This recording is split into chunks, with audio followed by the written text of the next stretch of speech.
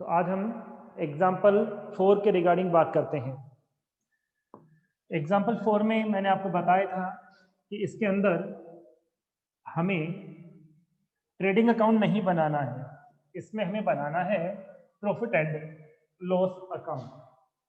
क्या बनाना है इसके अंदर? हमें प्रॉफिट एंड लॉस अकाउंट हमें बनाना है। अब किस तरह से हम इसके अंदर प्रॉफिट एंड लॉस अकाउंट बनाएंगे मैं आपको बता देता हूँ। ठीक है, तो फॉर्मेट तो बना लेते हैं पहले। Profit and loss account for the year ending. अब देखते हैं कि यहां पर जो ईयर एंडिंग है वो कौन सी है, ईयर एंडिंग किस डेट को हो रहा है। अभी चेक करते हैं।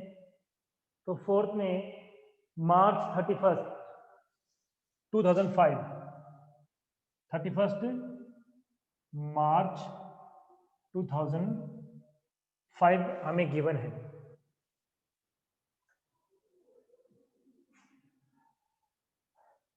एक बात ध्यान रखना कि हम स्कूल में आपको जो ऑनलाइन क्लासेस पढ़ा रहे हैं, हमारी ओर से पूरी कोशिश होती है कि हम एवरीडे आपकी ऑनलाइन क्लास लें।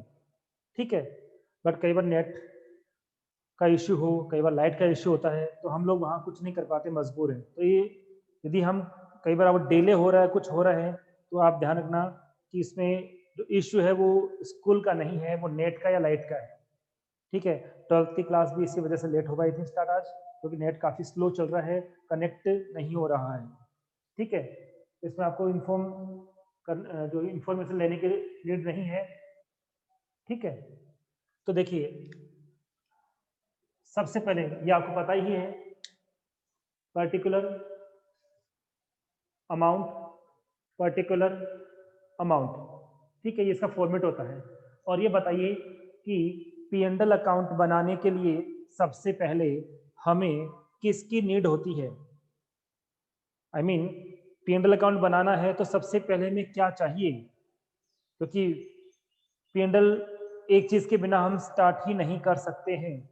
तो वो क्या चीज है जिसकी हमें कंपलसरी है? वेरी गुड, हाँ। तो हमारे इस क्वेश्चन में एग्जाम्पल 4 में कितना अमाउंट हमें ग्रोस प्रॉफिट का दिया हुआ है, गिवन है। तो हमें अमाउंट दिया हुआ है 60,000। अब आप मुझे बताना कि ग्रोस प्रॉफिट डेबिट साइड में आएगा या क्रेडिट साइड में आएगा। ग्रोस प्रॉफिट डेबिट साइड में हमें रिकॉर्ड करना है या क्रेडिट साइड में? एब्सोल्युटली, क्योंकि ट्रेडिंग अकाउंट में तो ग्रोस प्रॉफिट डेबिट साइड में आएगा, ट्रांसफर करने से वो कहाँ जाता है? सीआर साइड में। तो यहाँ हम क्या करेंगे? By gross profit. और आपने जैसा कि अमाउंट बताया बुक के अकॉर्डिंग 60,000, लिखना क्या है? ट्रांसफर, ट्रांसफर फ्रॉम, कहाँ से आया? ये ऑलवेज कहाँ से आता है? ये आता है ट्रेडिंग अकाउंट से। ठीक है, अब हमें इसमें क्या लिखना है? अब हमें इसमें क्या लिखना है? तो हमें इसमें डायरेक्ट इनकम और डायरेक्ट एक्सपेंस हमें इसके अंदर नहीं लिखने हैं, क्योंकि डायरेक्ट इनकम और डायरेक्ट एक्सपेंस ट्रेडिंग का पार्ट होता है। यदि वो दे भी दिए जाएं तो हमें उनको अवॉइड करना है। ठीक है, क्योंकि अवॉइड करने का रीजन क्या है? क्योंकि P&L अकाउंट में ट्रेडिंग अकाउंट वाले जो एक्सपेंस है वो नहीं आते हैं। आई मीन डायरेक्ट एक्सपेंसेस और डायरेक्ट इनकम इसमें नहीं आती है। इसमें कौन से आते हैं? इनडायरेक्ट इनकम और इनडायरेक्ट एक्सपेंसेस आते हैं। और हम वन बाय वन चेक करते हैं कि हमारे इस क्वेश्चन में इनडायरेक्ट इनकम और इनडायरेक्ट एक्सपेंस कौन कौन से हैं। तो सबसे पहले रेंट, सबसे पहले क्या है? रेंट। और रेंट का अमाउंट कितना है? और रेंट का अमाउंट कितना है उसकी बात करते हैं। तो इस क्वेश्चन के अंदर रेंट का अमाउंट है 5,000 रुपीज। ठीक है, अब देखो यहाँ ओनली रेंट लिखा हुआ है, बट रेंट के साथ, रेंट से पहले फैक्ट्री लिखा होता तो क्या इसमें आता? आई मीन फैक्ट्री रेंट लिखा होता तो क्या तब भी हम पी एंड एल अकाउंट में इसको लिखते? बताइए। हाँ, नहीं लिखते, क्योंकि फैक्ट्री लगते ही वो एक्सपेंस ऑलवेज कौन सा बन जाता? वो डायरेक्ट बन जाता। ठीक है, और डायरेक्ट एक्सपेंस इसमें नहीं लिखे जाते हैं। अब आप बताइए, रेंट के बाद नेक्स्ट क्या लिखा हुआ है? रेंट के बाद क्या लिखा हुआ है? नेक्स्ट क्या है रेंट के बाद? जल्दी से बताइए, रेंट के बाद क्या लिखा हुआ है? सैलरी। तो टू सैलरी अकाउंट, अमाउंट भी बता दीजिए। ट्रांजेक्शन सब उसका अमाउंट बता दीजिए। 15,000, बिल्कुल सही है। फिर क्या है? सैलरी के बाद क्या है? सैलरी के बाद क्या है? कमीशन। कमीशन के आगे कुछ रिसीव या पेड भी लिखा हुआ है? क्योंकि हम कमीशन ले भी सकते हैं तो दे भी सकते हैं। देंगे, खर्चा होगा तो इधर आएगा, रिसीव लिखा हुआ है तो इधर आएगा। तो अभी पेड लिखा हुआ है तो किस तरफ लिखना है इसको बताइए। पेड लिखा हुआ है तो किस तरफ लिखना है? क्या सी आर साइड में लिखें या डी आर साइड में लिखें? किस तरफ इसको लिखेंगे हम लोग? Very good, D R side में लिखेंगे। To commission paid, to commission paid. और कमीशन का जो अमाउंट है वो कितना है? 7,000 रुपीज। ठीक है, उसके बाद नेक्स्ट ट्रांजेक्शन विद अमाउंट बताइए कितना है? नेक्स्ट ट्रांजेक्शन कौन सा है, उसका अमाउंट कितना है? Interest on loan. ठीक है, हम बैंक से इंटरेस्ट, ठीक है, हम बैंक से लोन लेते हैं तो हमें क्या करना होता है? हम इंटरेस्ट लेते हैं या पे करते हैं? जब हम लोग बैंक से लोन लेते हैं तो हमें इंटरेस्ट लेना होता है या देना होता है? देना होता है। वैसे पेड लिखा हुआ है तो to interest on loan paid an amount 5,000 rupees. इसके बाद नेक्स्ट ट्रांजेक्शन कौन सा है? इसके बाद नेक्स्ट ट्रांजेक्शन कौन सा है?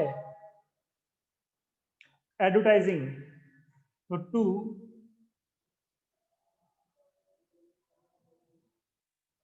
एडवर्टाइजिंग, साथ में एक्सपेंस भी मैं यूज कर देता हूँ, ना लिखूं तो भी चलेगा। और इसका जो amount according to you 4,000 rupees है। ओके, नेक्स्ट बताइए। आपसे मैं इसलिए पूछ रहा हूँ कि आपको पता तो रहे ना, एक्सपेंस है, इनकम है, किस तरफ आएगा नहीं आएगा। नेक्स्ट क्या है? इसके बाद नेक्स्ट क्या है?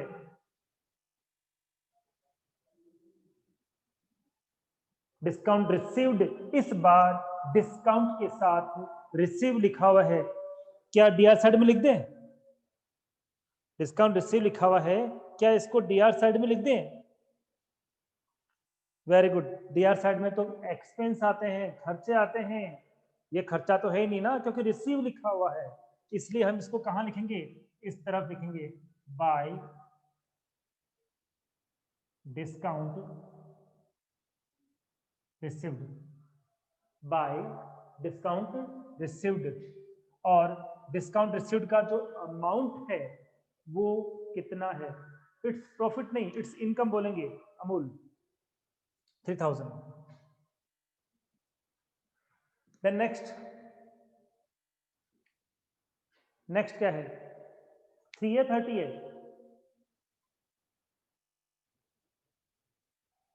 Printing and stationery. To printing and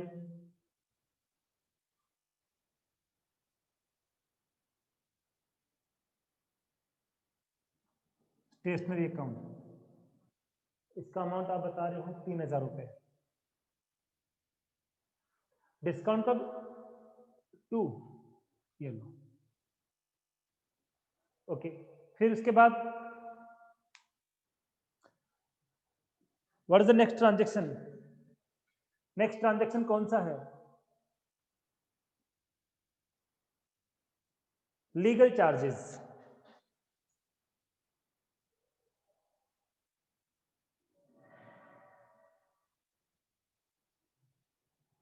और लीगल चार्जेस का अमाउंट है 5000 रुपीज।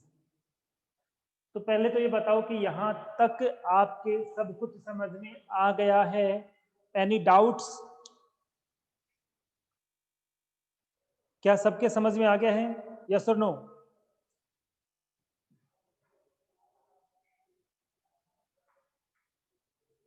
ओके, नेक्स्ट क्या है?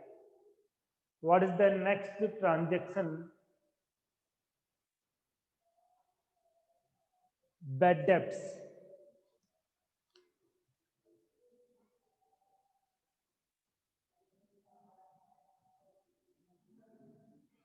क्या बैड डेब्ट्स के बारे में आप जानते हो कि बैड डेब्ट क्या होता है? क्या बैड डेब्ट के बारे में आप जानते हो बैड डेब्ट क्या होता है? क्योंकि क्या होता है इसी से आपको पता लग पाएगा कि ये हमारे लिए एक्सपेंस है या इनकम है। इसी से हमें पता चल पाएगा कि एक्सपेंस है या इनकम है। तो क्या बैड डेब्ट के बारे में आपको पता है? ओके, मैं बताता हूं कि बैड डेब्ट एक्चुअली क्या होता है। जब हम किसी कस्टमर को गुड्स सेल करते हैं,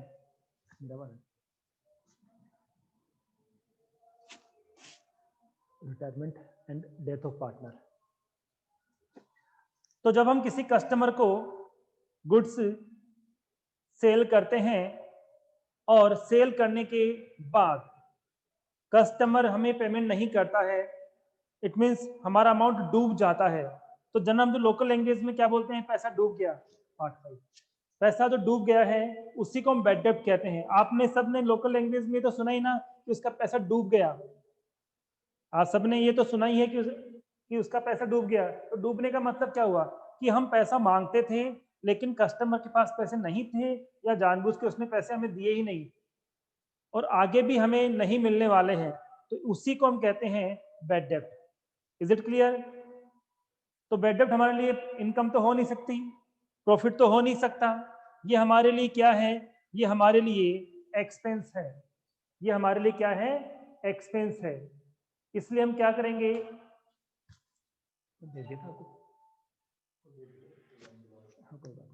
हाँ, तो एक्सपेंसेस को हम क्या करेंगे? ऑलवेज डेबिट करेंगे। और इसीलिए हमने बैड डेब्ट को डीआर साइड में रिकॉर्ड किया है। क्या अब आपके बात समझ में आ गई होगी कि बैड डेब्ट अपने लिए एक तरह से लॉस है, एक्सपेंस है, क्योंकि हमने कस्टमर को सेल किया लेकिन कस्टमर ने हमें सेल करने के बाद अमाउंट नहीं दिया। इट मीन्स हमें लॉस हो गया। कितने अमाउंट का लॉस हो गया? जितना अमाउंट हमें डेटर ने पेड नहीं किया है उतने अमाउंट का हमें लॉस हो गया। ठीक है। और बैड डेब्ट का अमाउंट, बैड डेब्ट का अमाउंट कितना है?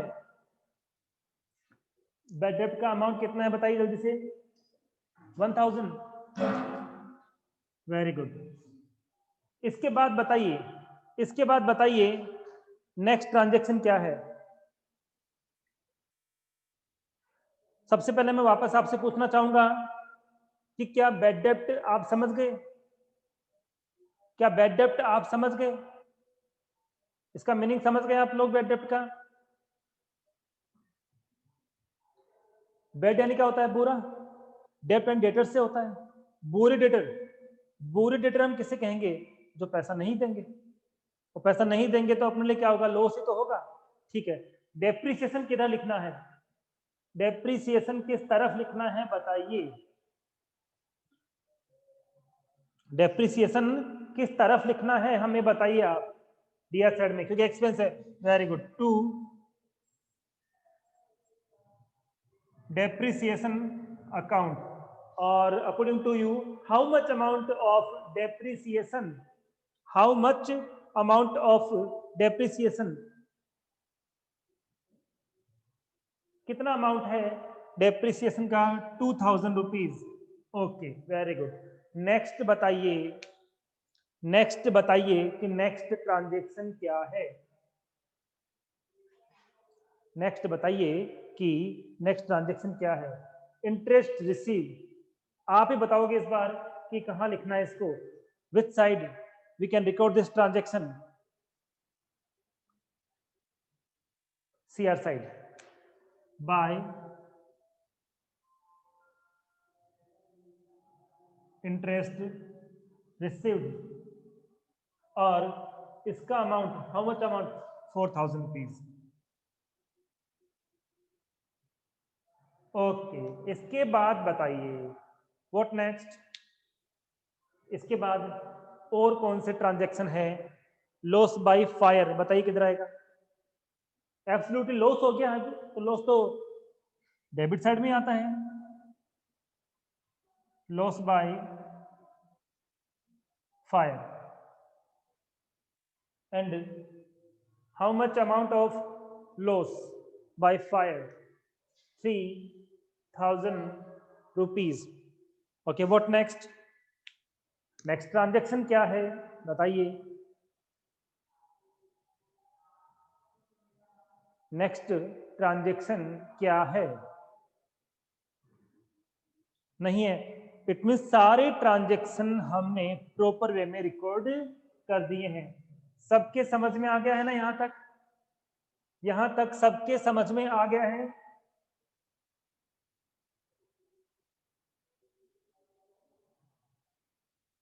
ओके, अब क्या करना है? अब हमें एज यूजुअल सीआर साइड का टोटल भी करना है और डीआर साइड का टोटल भी हमें करना है। देखो, आप जब प्रैक्टिस करो ना, आपको कंप्लीट लिखना है, particular amount DR CR complete format में करना है। ठीक है, अब सबसे पहले हम सीआर साइड का टोटल लगाते हैं। तो आप बताइए कि सीआर साइड का टोटल कितना है? तो इधर बता दीजिए, यहाँ स्पेस है थोड़ा सा। सीआर साइड का टोटल कितना है और डीआर साइड का टोटल कितना बताइए मुझे आप। पहले आप 67 किस साइड का है? सीआर साइड का। Very good. तो डीआर साइड का भी टोटल आप बता दीजिए मुझे कितना आएगा, ताकि उसके अकॉर्डिंग हम लोग क्वेश्चन को आगे करें। नहीं, बोथ साइड इतना नहीं है अमूल, बोथ साइड 67,000 नहीं आएगा। इसका टोटल करके देखो आप, इसका टोटल करके देखो आप।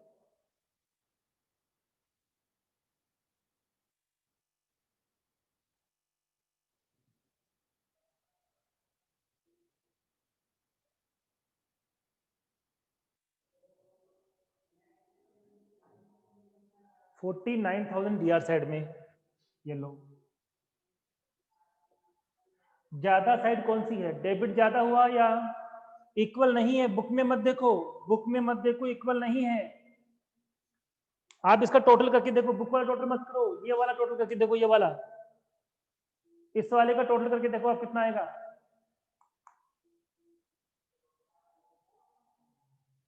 अमूल इक्वल नहीं है, बुक में तो इक्वल करके दिया तो बात का मैटर है।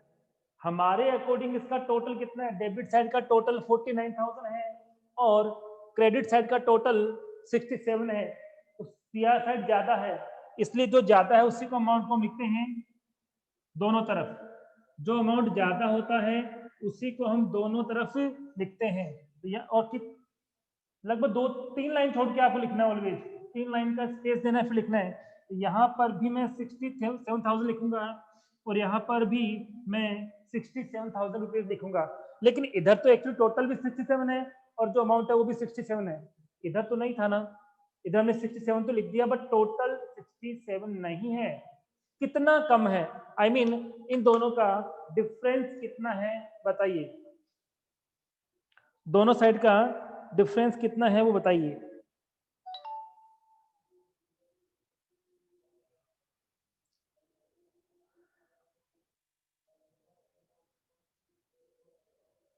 दोनों साइड का डिफरेंस कितना है जल्दी से बताइए। 18,000 रुपीज। किस नाम से लिखना है ये भी बताइए, किस नाम से लिखना है ये भी बताइए, किस नाम से लिखना है ये भी बताइए। नेट प्रॉफिट, क्योंकि मैंने बताया था कि पी&एल अकाउंट का, I mean profit and loss account का जो डिफरेंस आता है वो हमेशा नेट प्रॉफिट। ठीक है, तो हम यहां लिखेंगे to net profit account. Balancing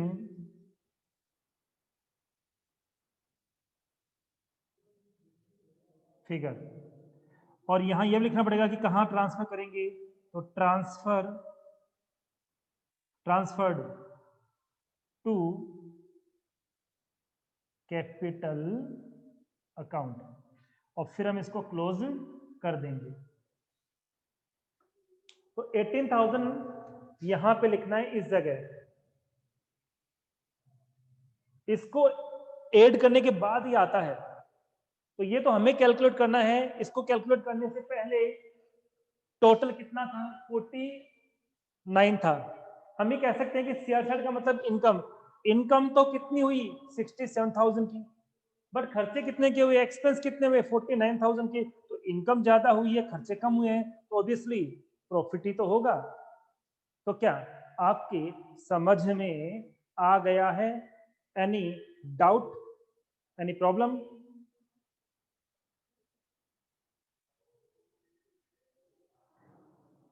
very good. इस तरह से हमने ट्रेडिंग अकाउंट और प्रॉफिट एंड लॉस अकाउंट दोनों को डिस्कस किया है। कल हमने ट्रेडिंग अकाउंट डिस्कस किया था और आज हमने profit and loss account discuss किया है। आज हमने profit and loss account discuss किए हैं। अभी देखो ये क्वेश्चन हमने जो किया था, इसमें सारे के सारे जो एक्सपेंस थे और इनकम थी वो डायरेक्ट नहीं थी, सब की सब इनडायरेक्ट थी, इसलिए कोई दिक्कत ही नहीं थी। लेकिन एग्जाम में क्या होता है, एग्जाम में क्या होता है, जो एक क्वेश्चन आपको दिया जाएगा या ट्रायल बैलेंस दिया जाएगा, सारे एक्सपेंसेस मिक्स में होंगे, मतलब डायरेक्ट भी दिए होंगे, इनडायरेक्ट भी दिए होंगे।